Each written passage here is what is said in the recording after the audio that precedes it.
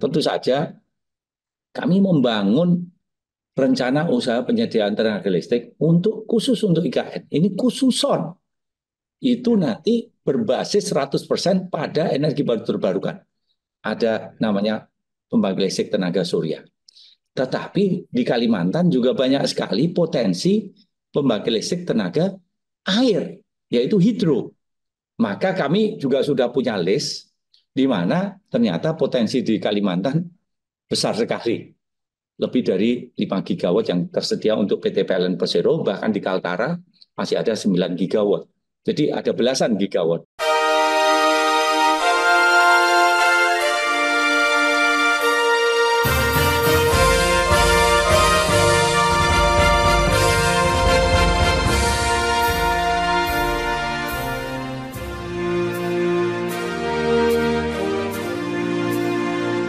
Sadono di kanal Inspirasi untuk Bangsa. Mudah-mudahan kanal ini selalu bisa memberi inspirasi, motivasi, dan edukasi.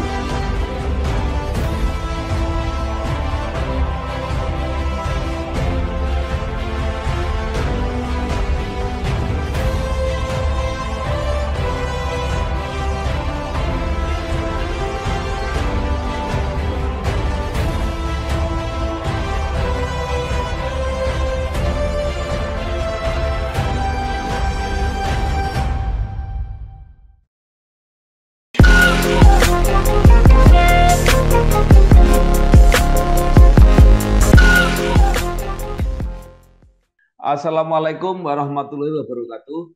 Bersama saya Bambang Sadono di kanal Inspirasi untuk Bangsa. Mudah-mudahan kanal ini selalu bisa memberi inspirasi, motivasi, dan edukasi. Kami sedang mempersiapkan beberapa video wawancara yang kami beri judul Menuju Indonesia Emas 2045 bersama Prabowo Gibran. Menurut rencana, selain akan kami tayangkan, wawancara ini juga akan kami bukukan. Kami sekarang sudah bersama dengan salah seorang tokoh yang menurut saya cukup penting untuk masa depan Indonesia, yaitu Bapak Darmawan Prasojo. Beliau saat ini menjabat sebagai Direktur Utama PT PLN Persero. Apa kabar Pak Darmawan? Alhamdulillahirabbil alamin. Kabar baik ini Pak Bambang. Perkenalkan Pak, Iya, nama saya Darman iya. Prasojo, tapi panggilan saya adalah Darmo Pak. Monggo itu. Oh, itu Panggilan Pak saya Darmo. monggo, Mas Darmo Iya, monggo, Pak Darmo iya, monggo. Tetapi iya. mohon izin jangan dibalik ya Pak. Ya, baik. Ya, ya, ya. Pak Darmawan Prasojo yang biasa dipanggil Pak Darmo ini lahir di Magelang 19 Oktober 1970. Beliau menempuh S1, S2, dan S3 di luar negeri, di Texas University, dan merupakan seorang ekonom energi. Pernah menjadi Direktur Indonesian Center for Green Economy, menjadi kepala jurusan program studi Green Economy di Surya University, menjadi Presiden Komisaris Amnesty Energi Nusantara, pernah menjadi Deputi Kantor Staf Presiden, menjadi Komisaris PT PLN, menjadi Wakil Direktur Utama PT PLN, dan saat ini beliau menjadi Direktur Utama PT PLN. Nah, Pak Darmo, eh, pemerintah baru hasil Pileg 2024 ini nampaknya akan melanjutkan program IKN. Bahkan menurut rencana perpindahan instansi pemerintah sudah mulai pada Juli 2024. Nah, mungkin untuk meyakinkan publik bagaimana persiapan PLN untuk menyiapkan energi sebuah kota baru yang besar ini. Silahkan, Pak. IKN ini program yang luar biasa, Pak. Pak Bambang. Nih, para pemirsa semuanya. IKN ini adalah salah satu the best, the most beautiful design dari ibu kota negara. Itu di dunia, bukan hanya di Indonesia, ini di dunia.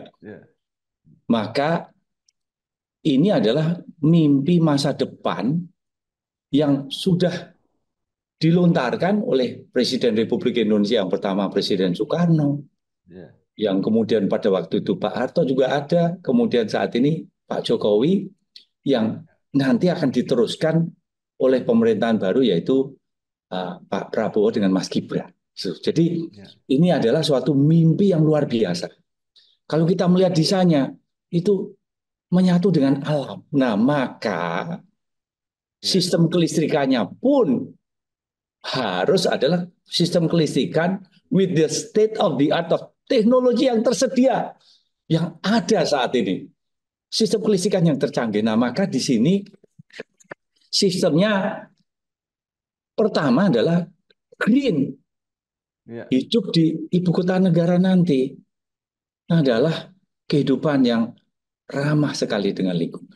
Listriknya, emisi gas rumah kacanya harus net zero emission. Maka bagaimana kita merancang itu? Nanti kita jelaskan. Yang kedua adalah perancangan sistem ketenaga listrikan yang ada di ibu kota negara adalah menggunakan smart electricity. Jadi ini smart design, menggunakan the state of the art of teknologi. Itu kita bangun smart electricity, kita bangun juga smart lifestyle, kita bangun juga di sana nanti sistem transportasinya berbasis pada sistem mobil yang berbasis pada listrik yang tidak ada emisi sama sekali, dari listrik yang juga tidak ada emisi, makanya smart electric vehicle-nya. Kemudian kami juga pastikan bahwa desain dari sistem kelistrikan di IKN itu nanti adalah beautiful. Jadi di sini pertama adalah green, kedua adalah smart, ketiga adalah beautiful. Nah, kalau kita melihat itu green, untuk 17 Agustus 2024 kami sudah siap-siap, Pak Bambang. Kami membangun 50 megawatt pembangkit listrik tenaga surya.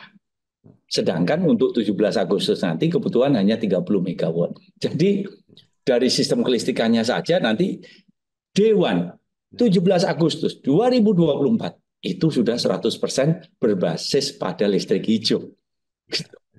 17 Agustus nanti. Maka tahun lalu kami sudah merancang, kami langsung membangun, dan alhamdulillah ini langsung diresmikan oleh Bapak Presiden Jokowi, dan kami bangga sekali bahwa dengan waktu yang sangat mepet pun kita sudah bisa menyediakan listrik yang hijau. Nah, ke depan seperti apa? Nah, memang ini kebutuhan listriknya akan revamping, akan naik sedikit demi sedikit, di mana di tahun 2030 kebutuhannya diperkirakan 1 gigawatt, 1000 megawatt. Di tahun bulan Agustus nanti baru 30 megawatt. Akan naik terus. Nah, tentu saja kami membangun rencana usaha penyediaan tenaga listrik khusus untuk IKN. Ini khususon. Itu nanti berbasis 100% pada energi baru terbarukan. Ada namanya pembangkit listrik tenaga surya. Tetapi di Kalimantan juga banyak sekali potensi pembangkit listrik tenaga air, yaitu hidro. Maka kami juga sudah punya list di mana ternyata potensi di Kalimantan besar sekali. Lebih dari 5 gigawatt yang tersedia untuk PT PLN Persero, bahkan di Kaltara masih ada 9 gigawatt. Jadi ada belasan gigawatt. Halo guys, sekarang cuma dengan satu jari, semua urusan listrik langsung beres, res. Ini dia, PLN Mobile. Kalau cuma gangguan aja sih, nggak usah panik. Tinggal tap menu pengaduan, cus petugas PLN-nya langsung datang. Atau mau isi token? Pasang listrik baru? Atau mau ubah daya? Atau cek hitungan listrik? Urusan listrik serahin aja ke PLN Mobile. Nah, kami sudah membangun untuk IKN, khusus untuk IKN ini, pembangunan PLTA yang kami bangun secara bertahap. Itu. Nah, memang ini diperlukan pembangunan transmisi karena ada mismatch antara sources dari pembangkit listrik tenaga airnya dengan pusat-pusat beban yang ada di Kalimantan. Nah, kami dalam RUPTL, rencana usaha penyediaan tenaga listrik yang baru, kami sudah menyambung dari sistem Kalimantan di bagian barat, sistem Kalimantan di bagian timur, Kalimantan Utara, dan IKN kami sudah sambung. Artinya apa? Kami dalam proses ini bisa mampu mengembangkan pembangkit yang berbasis pada EPT dalam skala yang besar, dan ini menjadi sumber listrik utama untuk IKN. Jadi green-nya itu alhamdulillah dalam hal ini untuk yang tahap pertama langsung 100%. Dan kemudian dalam proses revamping kami akan bangun secara bertahap sehingga pada tahun 2030 nanti yang kebutuhan sekitar 900 sampai 1000 megawatt pun kami bisa memenuhi 3, 4, 5 kali lipat dibanding kebutuhan dari IKN.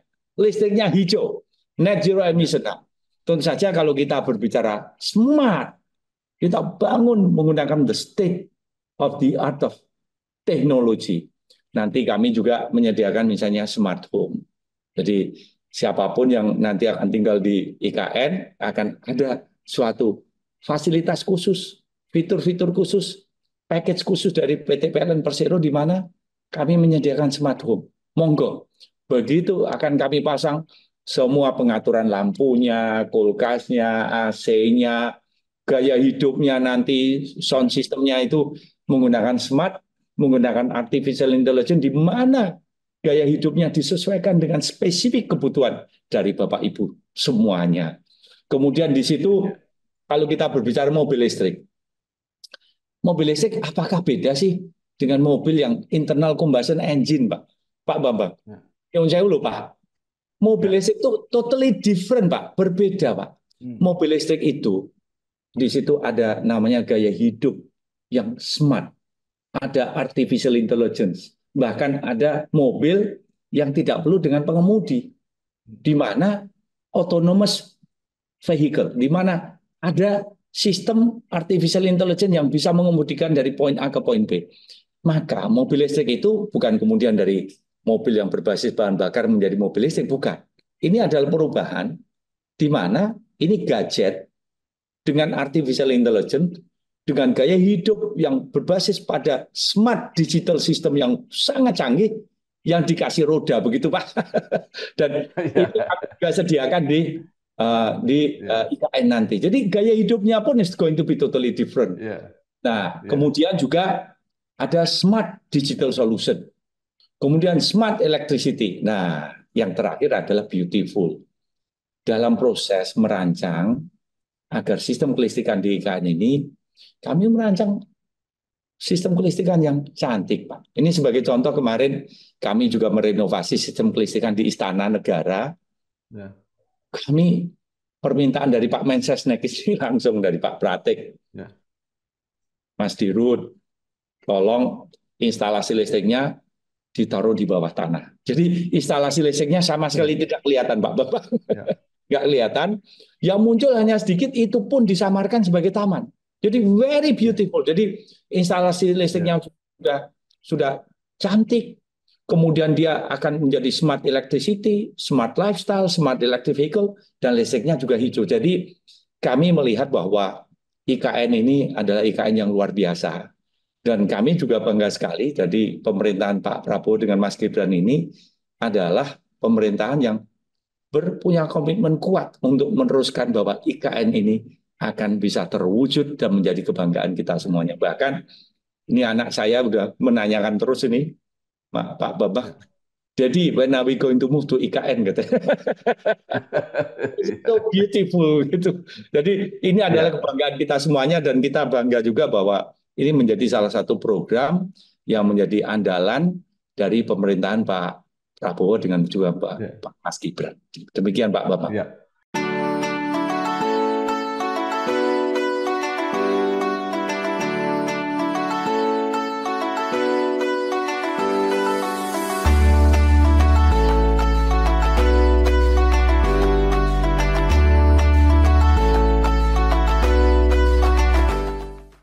Ya, baik, luar biasa Pak Darmo. Jadi kalau begitu penyiapan energi di IKN itu sekaligus menjadi menjadi awal bagaimana PLN menyediakan listrik tadi, mulai dari yang green, smart, dan beautiful. Mungkin tidak hanya di IKN, tapi juga nanti akan ke seluruh Indonesia gitu kira-kira Pak. Iya Pak. Jadi kalau Pak Bambang, kalau kita melihat Ya, visi misi dari pemerintahan Pak Prabowo dengan Mas Gibran itu adalah ya, bagaimana salah satu yang sering dilontarkan adalah ada misi untuk melakukan transisi energi gitu. ya, Dan mengubah ekonomi yang berbasis pada fossil fuel menjadi ya, ekonomi yang berbasis pada ekonomi hijau gitu. ya, Kemudian ditambah juga dalam proses itu juga dibangun ekonomi sirkuler.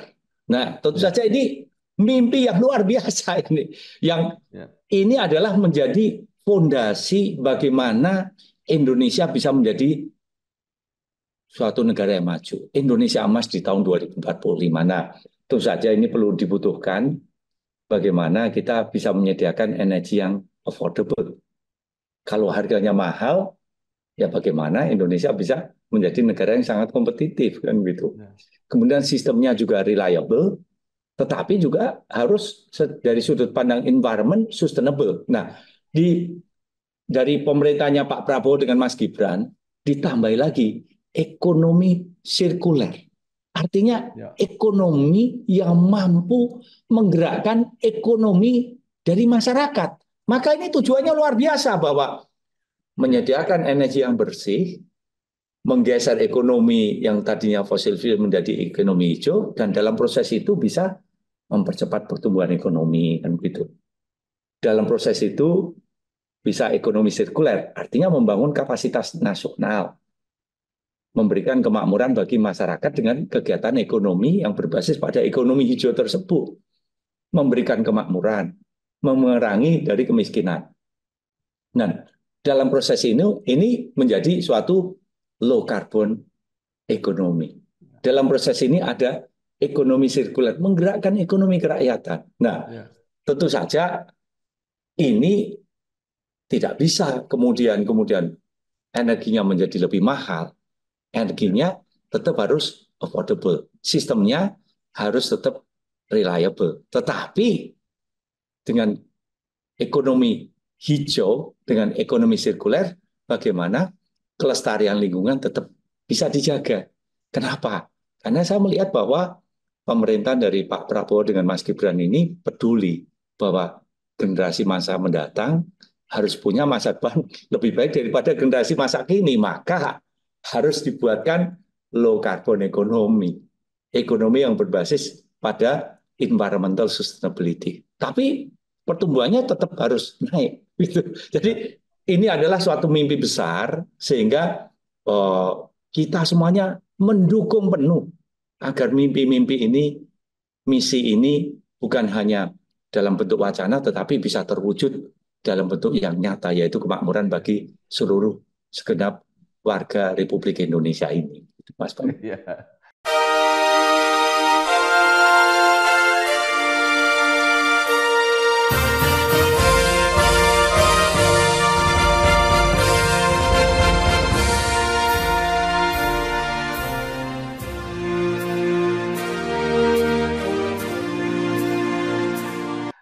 Luar biasa Pak Darmo. Nah, penyediaan energi ini kan bukan hanya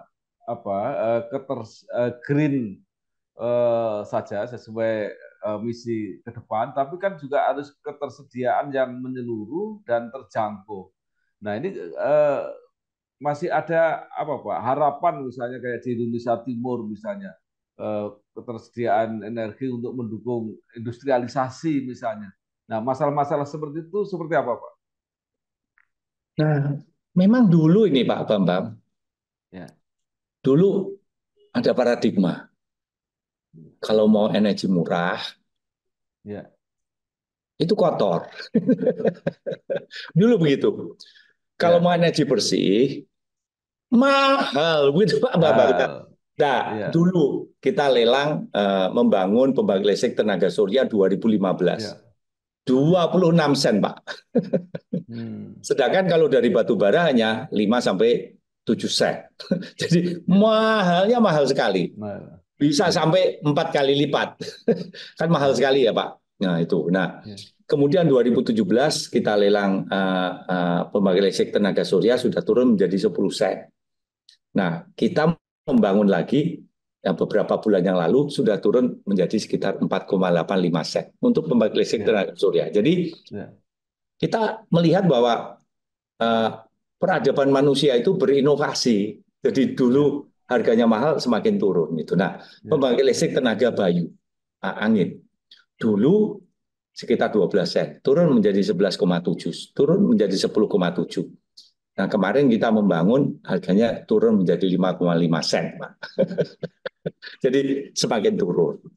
Kemudian kita melihat juga hidro gitu. Nah, kalau kita berbicara hidro skala kecil masih 9-10 sen, bisa 11-12 sen. Tapi begitu kita berbicara hidro pembangkit listrik tenaga air skala besar bisa sampai 4,5 sampai 5 sen. 5,5 sen. Jadi kita juga melihat bahwa pertarungan menggeser dari ekonomi yang berbasis pada fossil fuel menjadi ekonomi yang hijau, ini juga didukung dengan kemajuan yang namanya inovasi. Peradaban manusia ini berinovasi. Nah, PLN mendukung itu. Nah, dalam proses itulah kita melihat bahwa kalau dulu energi murah itu kotor, energi bersih itu mahal, sekarang kita bisa menggeser bahwa energi bersih itu murah, energi murah itu bersih begitu. Nah, untuk itu kita punya optimisme bahwa ke depan betul misi dari pemerintahan dari Pak Prabowo dengan Mas Gibran menggeser dari ekonomi yang berbasis fossil fuel menjadi ekonomi yang berbasis pada energi yang bersih, itu low carbon ekonomi, membangun ekonomi sirkular. Nah, dalam hal ini perlu dijawantahkan bagaimana kita bisa mengoperasionalisasi misi ini. Nah, tentu saja energinya harus affordable. Tapi dalam proses itu, karena di sini ada misi ekonomi sirkuler, ini perlu memastikan bahwa masyarakat terlibat dalam hal ini. Masyarakat betul-betul terlibat membangun kapasitas, membangun rantai pasok, sehingga masyarakat terlibat.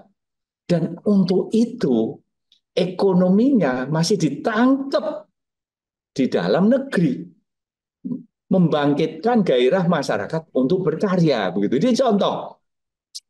Dalam perancangan ini kami punya pembangkit listrik tenaga batu bara, PLTU. Nah, dalam hal ini kita melakukan co-firing. Co-firing itu pembangkit PLTU batu bara, ada bahan bakar dari batu bara tadi dicampur dengan biomasa. Gitu. Nah, begitu dicampur dengan biomasa, ini adalah ekonomi kerakyatan, Pak Bambang. Ini ekonomi kerakyatan. Nah, kalau procurement pengadaan batu bara ya dengan korporasi. Perusahaan A, perusahaan B ya nanti dikirim. Tapi kalau kita berbicara biomasa, kan harus mencari lahan.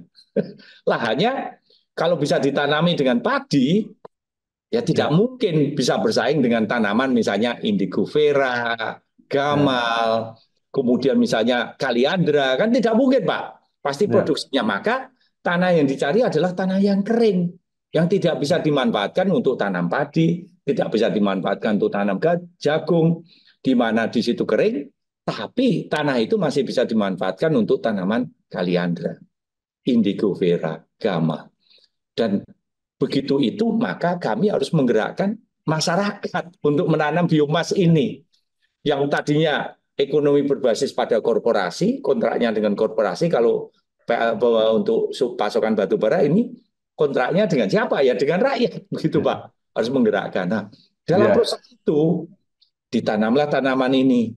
Kemudian kalau indigo vera itu dalam 6 bulan sudah bisa dipanen itu. Daunnya bisa untuk makan kambing, untuk makan sapi. Ya, itu ada ekonomi di sebelahnya lagi. Nah, dalam waktu 8-9 bulan sudah mulai bisa ditebang, kemudian dicacah, kemudian sebagai pasokan bahan bakar untuk pembangkit listrik PLTU kami yang ada di seantero Indonesia. Nah, apa yang terjadi? Kami melihat pergeseran ini menurunkan emisi gas rumah kaca. Kalau PLTU dari batu bara, kan karbonnya diambil dari tanah, Pak. Kemudian dikeluarkan, kemudian maka menambahkan emisi. Tapi kalau ini dari tanaman indigo vera, gamal, kaliandra, ini kan karbonnya melalui fotosintesis diambil dari udara, Pak. kemudian menjadi karbon di batang kayu, kemudian dibakar, ini kan sirkuler. Ditambah ini kalau dulu ada Hankam Prata, pertahanan keamanan rakyat semesta. Kali ini ada ketahanan energi rakyat semesta. Ini rakyat ini berkumpul sehingga dalam hal ini ekonominya sirkuler. Tanam pohon, digunakan untuk bahan bakar, batu bara, pengganti batu bara, tapi juga bisa ternak kambing, ternak sapi. Dan kami melihat ke daerah-daerah ini, yang menjalankan ini siapa? Bapak-bapak? Bukan, Pak. Yang nanam bapak-bapak. Tapi yang motongin daunnya, yang memberikan ke ternak kambing itu ibu-ibu. Ini lagi kesetaraan gender ini, Pak. Memberikan penghasilan. Nah, pertama, ini di daerah-daerah yang tandus. Karena kalau tanahnya bisa ditanami yang lain, monggo ditanami yang lain. Ini daerah yang kering.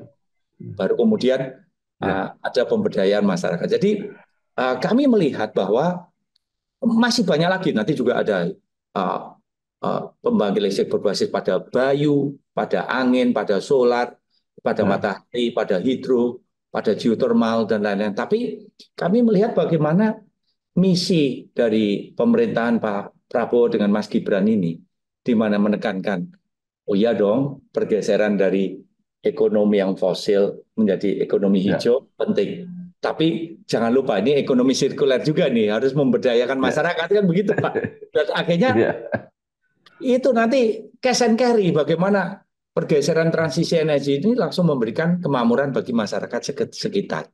Yang artinya ini adalah bagaimana ini adalah opportunity kita membangun kapasitas nasional, empowerment dari masyarakat, memberikan kemakmuran, tetapi juga ini meningkatkan daya saing di dunia internasional. Sehingga Indonesia Emas 2045, insya Allah ini dengan pemerintahan Pak Prabowo dengan Mas Gibran ini bisa wujud. Halo guys, sekarang cuma dengan satu jari, semua urusan listrik langsung beres, res. Ini dia PLN Mobile. Kalau cuma gangguan aja sih, nggak usah panik. Tinggal tap menu pengaduan, cus petugas PLN-nya langsung datang. Atau mau isi token? Pasang listrik baru? Atau mau ubah daya? Atau cek hitungan listrik? Urusan listrik, serahin aja ke PLN Mobile. Ya, Pak, tadi sudah banyak disebut. Nah, bagaimana potensi untuk green energy ini dari nuklir, Pak? Kalau nggak salah kan ini pemerintah sudah mulai menggerakkan lagi PLTN ini. Kira-kira ke depan masih mungkin nggak, Pak? Katanya para ahli mengatakan itu cocok untuk Kalimantan. Jadi Pak Bambang, memang dalam hal ini juga sempat disebut juga dalam misinya Pak Prabowo dengan Mas Gibran bahwa nuklir ini bisa digunakan untuk teknologinya bisa digunakan bukan untuk perang, tetapi untuk kemaslahatan dari manusia. Nah ini nuklir bisa untuk kesehatan, gitu kan? Juga bisa untuk energi ini bisa digunakan. Jadi sempat terlontar itu. Nah, seperti apa fakta-faktanya? Bahwa ini sebagai contoh bahwa kita sudah membangun namanya Accelerated Renewable Energy Development.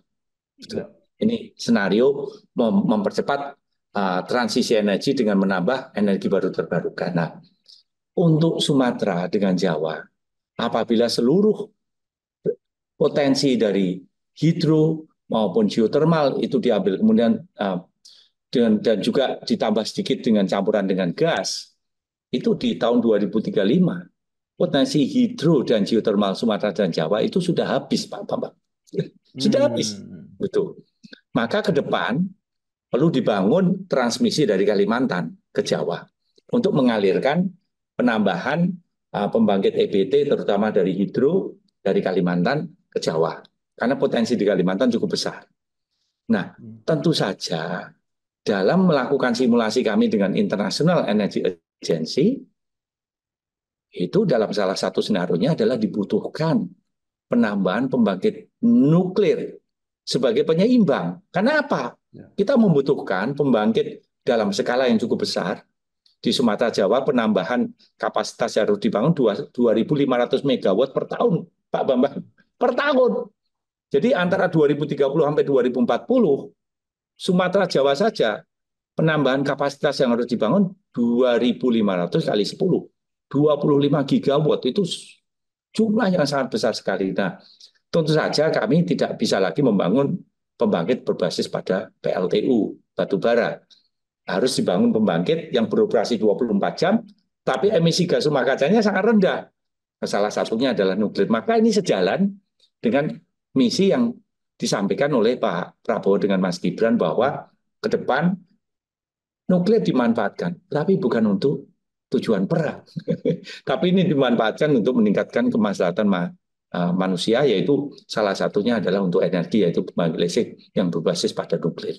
Kami siap mendukung, dan memang dalam modeling kami, antara joint modeling antara PT PLN Persero dengan International Energy Agency, memang penambahan pembangkit nuklir dibutuhkan di sekitar di tahun 2034.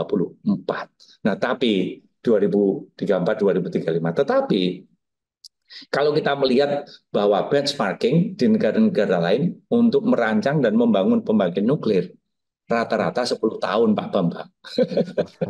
Artinya kalau 2034, ini kan perancangan dengan pembangunannya udah mulai di tahun 2024-2025. Yang harus dilakukan dalam waktu yang sangat dekat. Jadi ini sangat sejalan sekali dengan misi dari pemerintahan dari Pak Prabowo dengan Mas Gibran, bahwa kita harus mulai berpikir nuklir, walaupun ini bukan menjadi dominan itu pasokan energi listriknya nanti, tetapi ini adalah penyeimbang, bahwa diperlukan salah satunya adalah energi nuklir, di mana kita bisa menambah kapasitas, kita bisa memasok listrik, tetapi juga emisi gas rumah kacanya bisa kita tekan menjadi zero emission. Ini juga sudah terjadi di Perancis, bahwa di sana ada 60 gigawatt pembangkit nuklir, di mana kita banyak belajar juga dari Perancis, bagaimana merancangnya, bagaimana membangunnya, bagaimana mengelolanya, bagaimana pengelolaan limbahnya, dan kita juga melakukan benchmarking ke seluruh negara-negara yang memang sudah berpengalaman merancang dan membangun nuklir.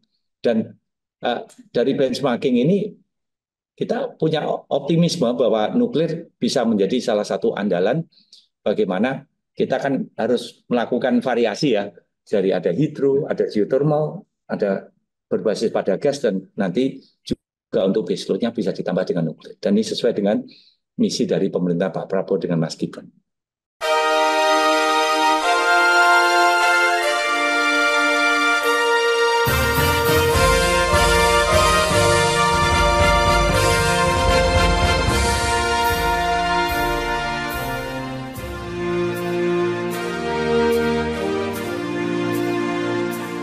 Nah, kalau sampai saat ini, Pak ya, tadi walaupun dikatakan tadi Pak Darmo mengatakan ke depan kita harus menyediakan lebih banyak, tapi saat ini ada yang mengatakan bahwa untuk di wilayah tertentu, terutama Indonesia Barat, itu pasokannya justru berlebih, Pak. Bahkan ada yang punya ide apa itu nggak bisa, misalnya dijual ke luar negeri, ke Singapura atau Malaysia, karena listrik kan nggak bisa disimpan.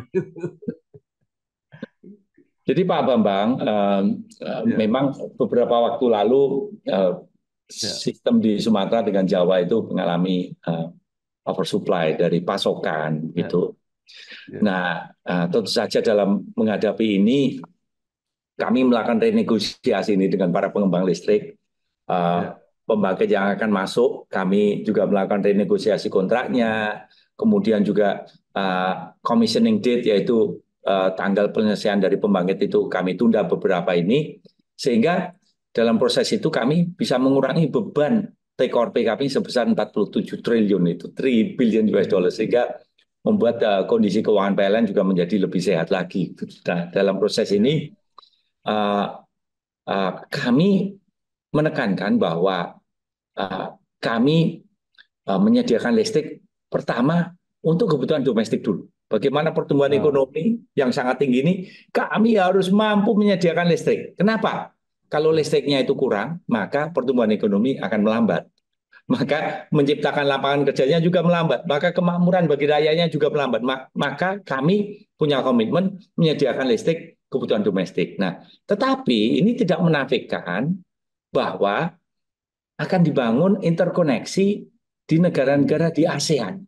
Kenapa? Karena interkoneksi ini tentu saja dengan adanya interkoneksi ini maka sistem kelistrikan di ASEAN, bukan hanya di Indonesia, akan jauh lebih andal, lebih robust gitu. Kemudian juga harga listrik juga secara menyeluruh akan menurun. Gitu.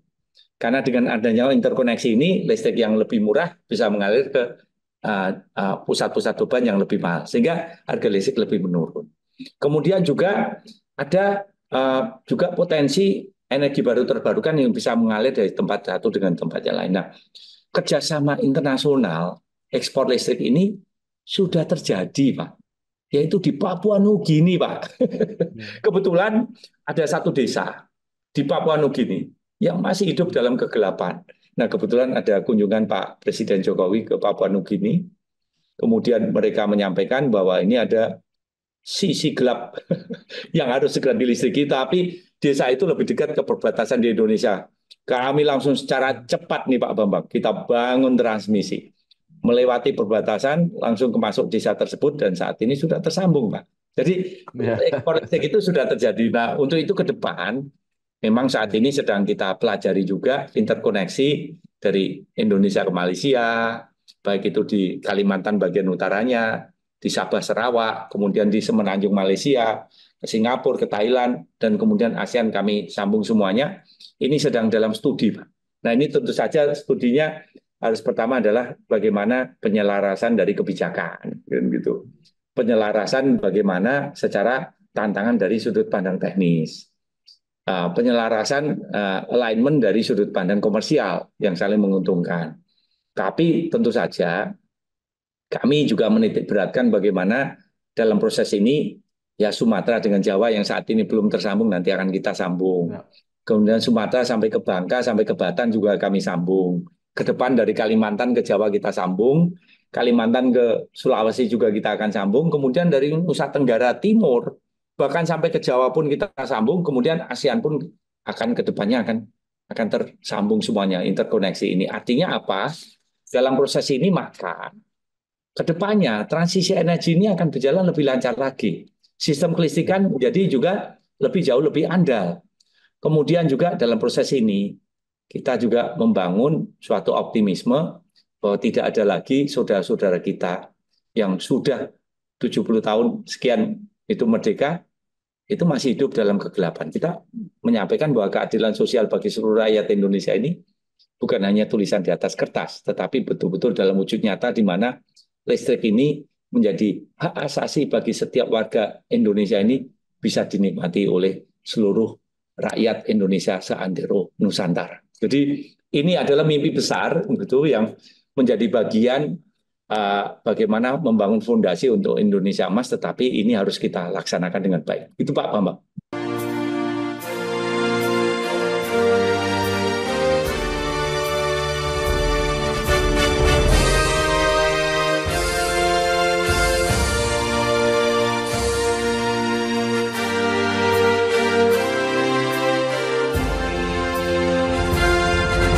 Nah, ini luar biasa perencanaannya, tapi penyediaan energi ini kan tidak hanya menyangkut masalah teknis, tapi juga menyangkut mengenai pengelolaan, mengenai harga yang harus dibayar, sehingga yang bisa diterima masyarakat itu selain kecukupan dari ketahanan, tapi harga juga yang terjangkau. Nanti pasti menyangkut beban yang harus dibayar pemerintah, misalnya subsidi, juga menyangkut manajemen PLN. Sekarang ini PLN kan sudah membagi menjadi sub-sub holding, ada yang khusus pembangkitan, ada yang khusus distribusi. Nah, ini seberapa jauh ke depan bisa ini Pak memenuhi kebutuhan, tapi juga harga terjangkau oleh masyarakat, beban pemerintah nggak terlalu tinggi, seperti apa Pak? Jadi Pak Bambang, bahwa dalam menghadapi tantangan transisi energi, dalam menghadapi tantangan dari misi dari pemerintahan Pak Prabowo dengan Mas Gibran ini, bagaimana menggeser ekonomi yang berbasis pada fossil fuel menjadi ekonomi yang hijau, tapi ekonomi sirkuler. Ini PLN tidak mungkin menjalankan ini dalam suasana kesendirian, Pak.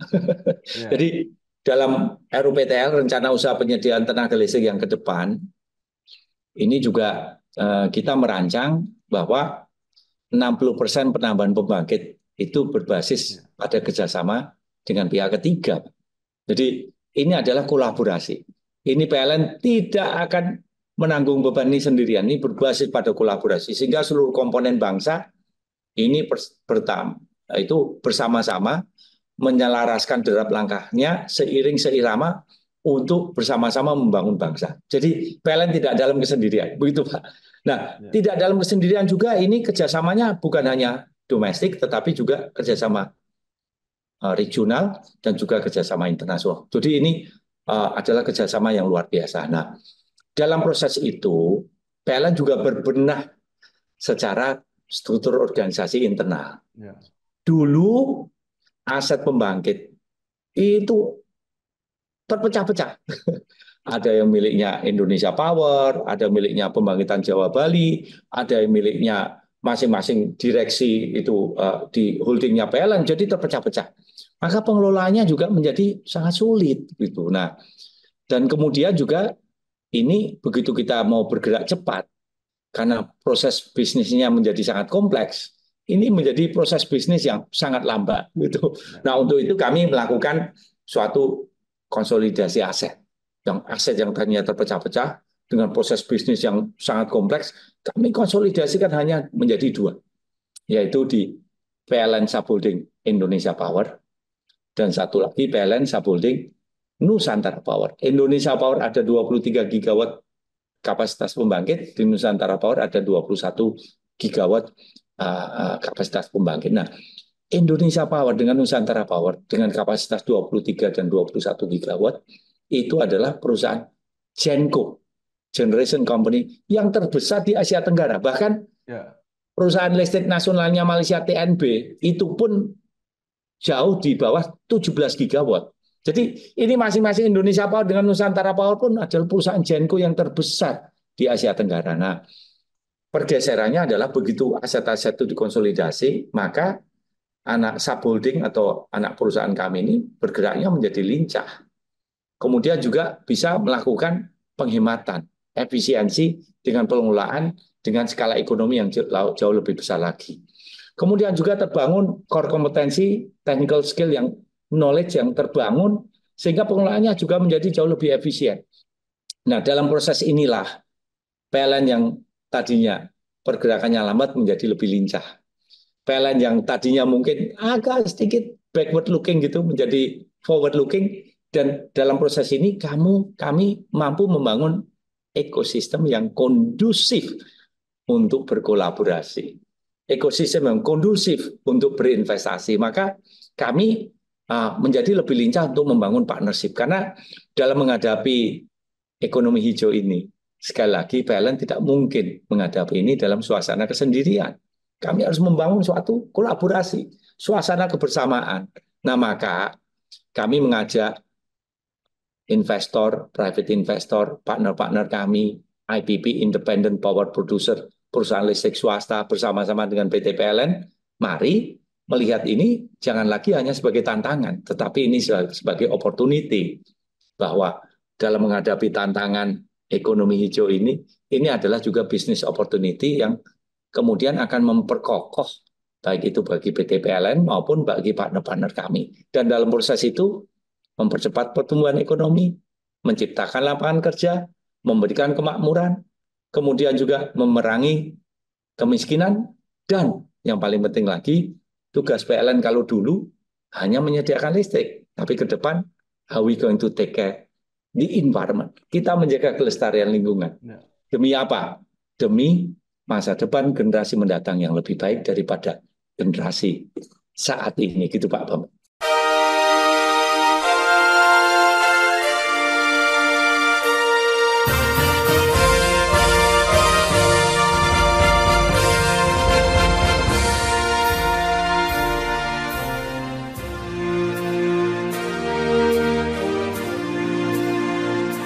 Pak Dharma, terakhir, apakah PLN ke depan 5 tahun atau mungkin lebih dari 5 tahun, tetapi ini di bawah kepemimpinan Pak Prabowo Gibran, itu benar-benar bisa mewujudkan tadi energi listrik, bukan saja cukup, bukan saja terjangkau, tapi benar-benar seperti yang dikatakan Pak Darmo tadi, green energi, smart, dan beautiful untuk seluruh Indonesia.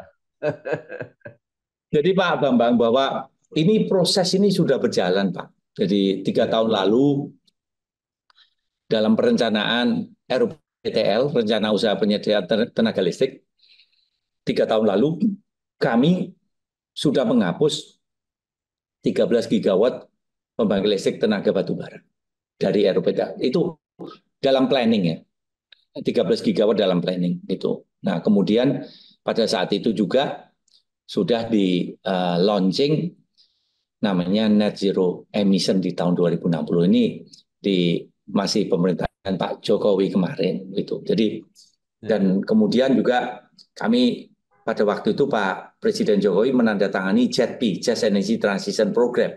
Itu adalah international platform dalam rangka memfasilitasi funding untuk transition energy gitu. Nah, hari ini seperti apa gitu kan?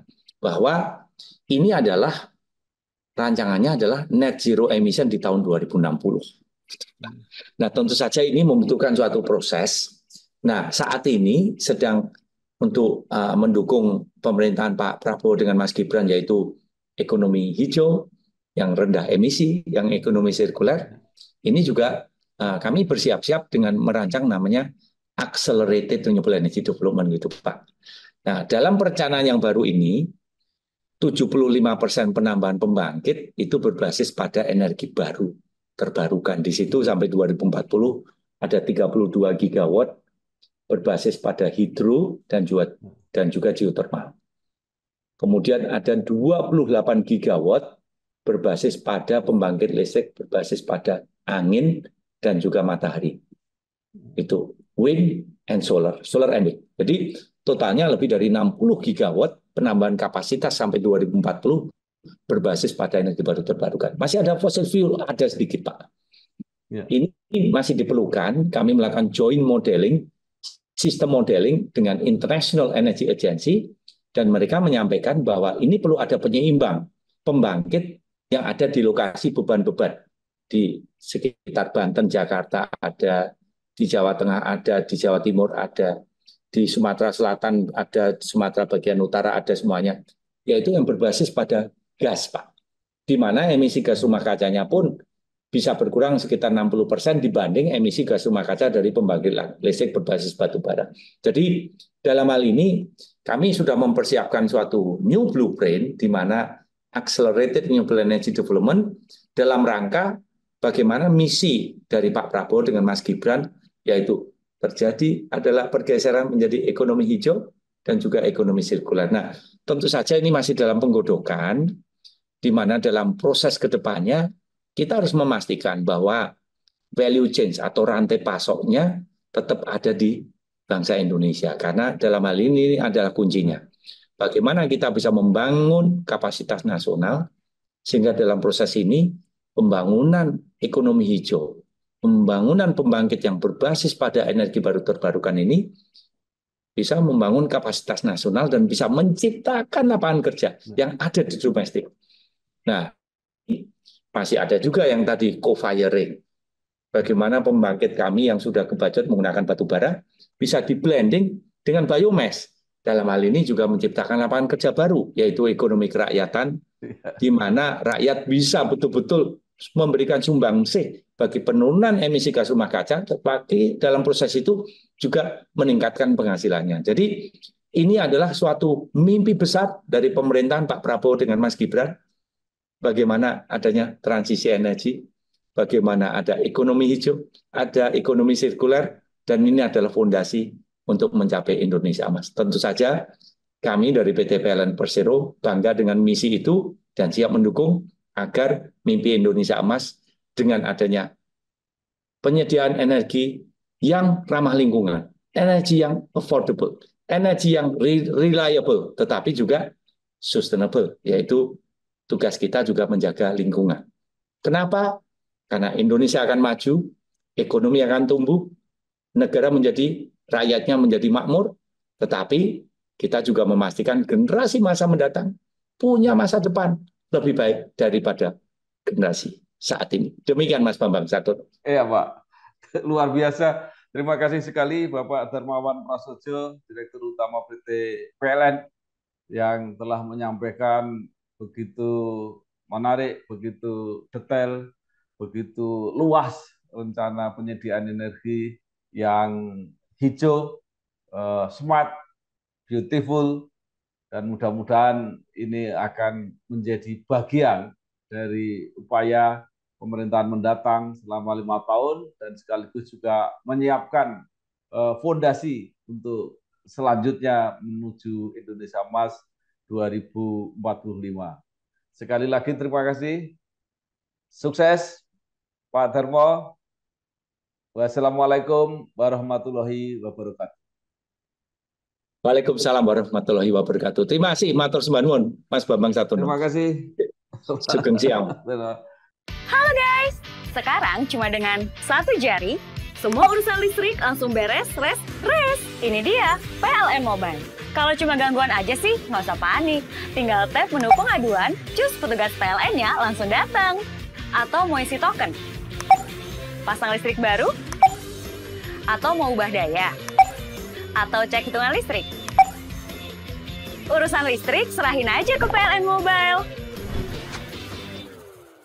Bersama saya Bambang Sadono di kanal Inspirasi untuk Bangsa. Mudah-mudahan kanal ini selalu bisa memberi inspirasi, motivasi, dan edukasi